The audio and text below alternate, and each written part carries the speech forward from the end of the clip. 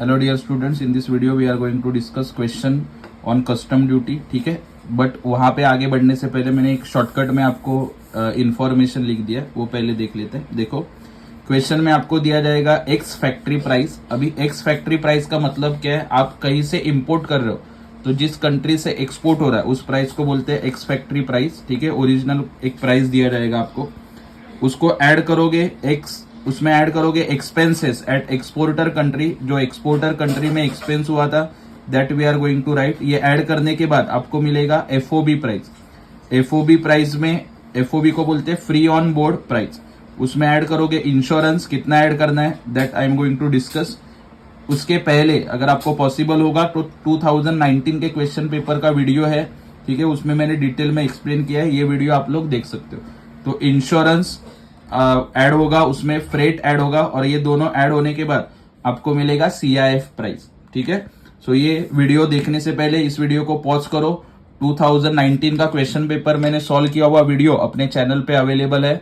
Okay, वहां पे डाल सकते हो बागवे सर कस्टम ड्यूटी, अगर आपने सर्च किया तो आपको वो वीडियोस मिल जाएगा. उसमें 3 पार्ट है, 1, 2, 3, 3 क्वेश्चन मैंने सॉल्व किया. ठीक है, तो आपको ये क्या है वो डिटेल में आराम से समझ में आ जाएगा. ठीक है, चलो, so let's see. Question number 3A हम लोग सॉल्व करने वाले हैं, जो पूछा था एग्जाम में टीवाई बैप semester 6 April 2023. Question number 3A, an importer from Gujarat imports goods. तो गुजरात का इंपोर्टर है, उसने गुड्स इंपोर्ट किया फ्रॉम an exporter in Canada, Canada से इंपोर्ट किया.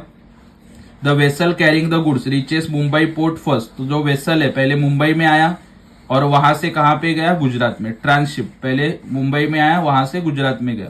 Determine the assessable value of for the imported goods under the customs act 1962 from the following particulars. तो ये इन्फॉर्मेशन यूज करके, जो मैंने आपको इंट्रोडक्शन बताया, ठीक है, उसका यूज करके हम लोग कैलकुलेशन करेंगे. क्वेश्चन रीड कर लेते हैं. देखो क्वेश्चन में क्या दिया है.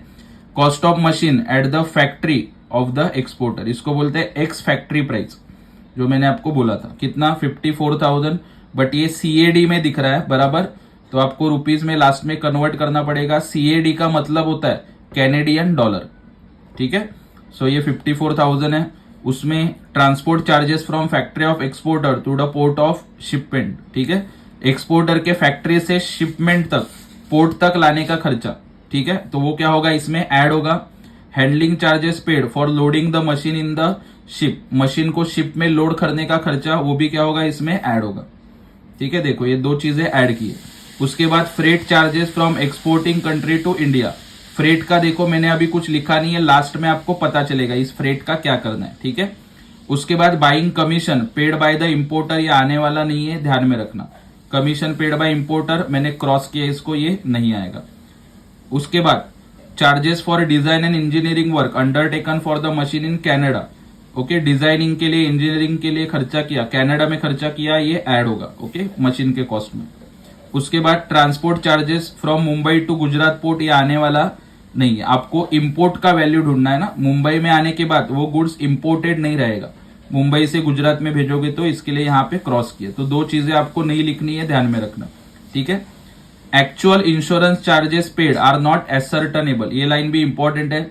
एक्चुअल में कितना इंश्योरेंस चार्जेस पे किया वो पता नहीं है. नहीं पता है तो क्या करना है, that we are going to see. ठीक है, एक्सचेंज रेट कितना बोला है? Canadian dollar 1, that is 1 Canadian dollar is equal to 57 rupees. ठीक है, ये ध्यान में रखना. So this is short introduction of this question. तो इसका सोल्यूशन देखते हैं, क्विकली आप लोग सॉल्व कर पाओगे. And most important thing is कि 15 मार्क्स का क्वेश्चन है, आराम से आपको 15 मार्क्स मिल जाएंगे. हर साल ऐसा क्वेश्चन आता है. ठीक है, चलो, so let's see. This is the question. थोड़ा सा जूम आउट करता हूं ताकि आपको अच्छे से दिखे.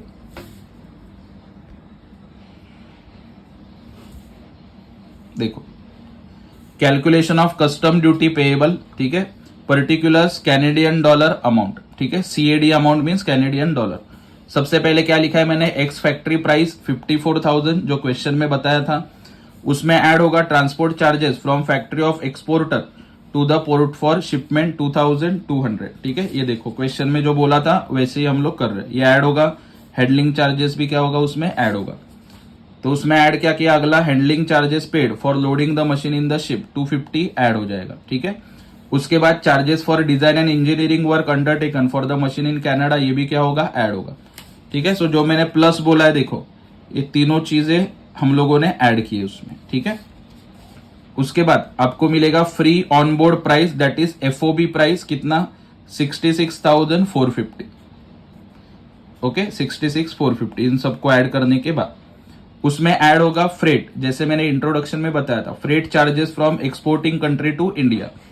तो एफओबी कितना लोगे, that is important, freight charges कितना लोगे, क्या बोला है देखो, 20% ऑफ एफओबी। हर बार ऐसे ही लेना है, लास्ट ईयर का क्वेश्चन जो मैंने सॉल्व किया था वो देखोगे समझेगा। 20% ऑफ एफओबी और एक्चुअल दोनों में से लेना है, विच एवर इज लेस। अभी एफओबी कितना है, 66,450, उसका 20% निकला, कितना, 13,290। और एक्चुअल में कितना है, क्वेश्चन में दिया है देखो, एक्चुअल गिवन इज 6,500। ठीक है, तो 6,500 दोनों में से आता है, विच एवर इज लेस। सो दोनों में से लेस क्या आएगा, 6,500। ओके, मैंने रेड मार्क भी किया आपको समझने के लिए। उसमें ऐड होगा इंश्योरेंस चार्जेस।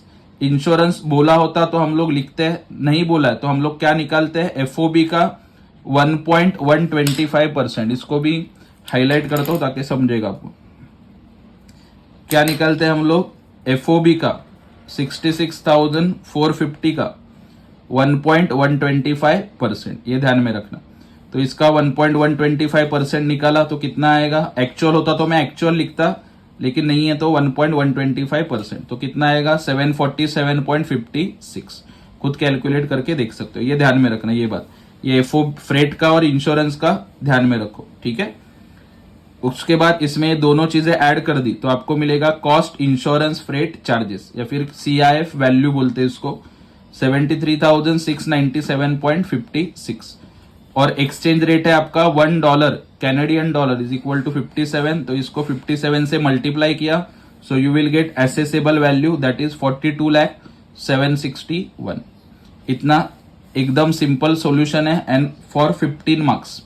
तो ये आपके हाथ के मार्क्स है। क्या समझ में आया आपको, एक्स फैक्ट्री प्राइस, उसमें एक्सपोर्टर के कंट्री में जो खर्चा हुआ वो ऐड करोगे, एफओबी मिलेगा, एफओबी में फ्रेट एंड इंश्योरेंस ऐड करोगे, CIF मिलेगा। फ्रेट कितना लेना है, एफओबी का 20% या फिर एक्चुअल, दोनों में से लेस जो आएगा वो। इंश्योरेंस चार्जेस दिया है तो वो लिखो, नहीं दिया है तो एफओबी का 1.125% लिखो। इसको ऐड कर दो, you will gate CIF, exchange rate से मल्टीप्लाई करो, you will get assessable value. And confirm 15 marks का क्वेश्चन आ रहा है तो आराम से आपको 15 मार्क्स मिल सकता है। प्लीज ये मार्क्स जाना नहीं चाहिए। पिछले साल का क्वेश्चन पेपर भी मैं बार बार बोल रहा हूँ, 2019 का यूट्यूब पे वीडियो है, बहुत सारे स्टूडेंट मैसेज डालते हैं वीडियो नहीं डाला, बट प्रीवियस ईयर के क्वेश्चन पेपर का भी वीडियो है, वो देख लेना। ठीक है, और ये वीडियो अपने फ्रेंड्स के साथ शेयर करो, and keep following and keep supporting Bagwe sir's Gyandeep commerce classes. Thank you so much.